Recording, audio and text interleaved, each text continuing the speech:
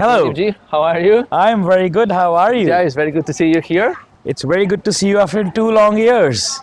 So, simple question. One prediction for 2025. What do you think is going to happen with our industry of SEO? I think the focus would be more towards content now. In prediction, I would go a little step back towards the past. After the AI, the content went a lot of into the automations, which is still happening when we're doing it. But I think the time will come back where the writing and copywriting will be a more focus again, and the writing would be a thing again. Coming to the links, I would think it is going to increase. This was an year where the links system went a little rough because of a lot of updates and a lot of websites got hit. So I think it's going to come back with a touch of PR and that kind of system. I think that would be this. I concur 100%. Yeah. Do you agree? Yeah, I'm seeing that increasingly more. I think the sentiment got negative after the March update. Yes. That's the whole point of why they did it. They wanted to scare people out of links because it just works too freaking well. Yes. And then everyone is like, whoa, digital PR, but what do you get with digital PR? Homepage links in trusted websites with your brand name as the anchor text. Yeah.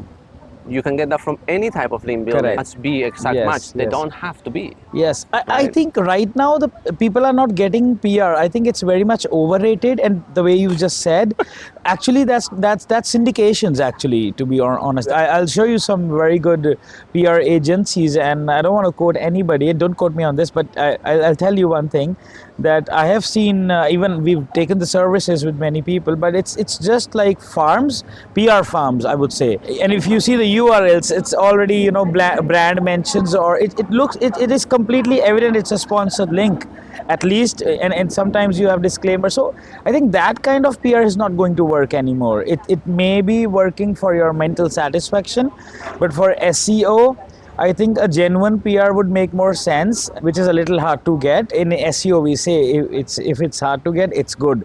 I think for the PR, it makes sense if it's very easy, like if it's a syndication, it would work, but not for a very long time. It would be a very long strategy, I would say. I think for answer engine optimization, when you optimize to be picked up by the LLMs and have your brand quoted as the source, which increasingly more is becoming a good referral of traffic for people, that kind of lower refinement digital PR, maybe with or without the air quotes, depends on how he does it. Yes. I think for that it works well.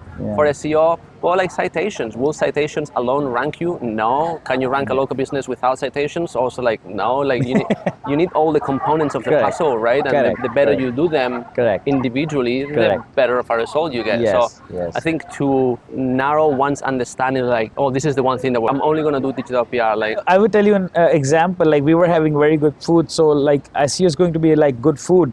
Perfect salt, perfect spice, perfect amount of everything. A plate of good food is like SEO. I think that's how it is. You just cannot put salt if you like salt. You cannot put just spice if you like spice. It has to be everything, and everything has to be balanced. That's what the point is. And that's how it is going to be. That's how you show it's natural. And if your SEO activity is very much evident, then it's not SEO. I don't think then it's SEO, right? Correct. Yeah. Well, we're in the right place to continue learning what the right recipe for SEO success looks like. Exactly. I would be welcoming you to India. I really want you to come to India, and we'll do a podcast very soon.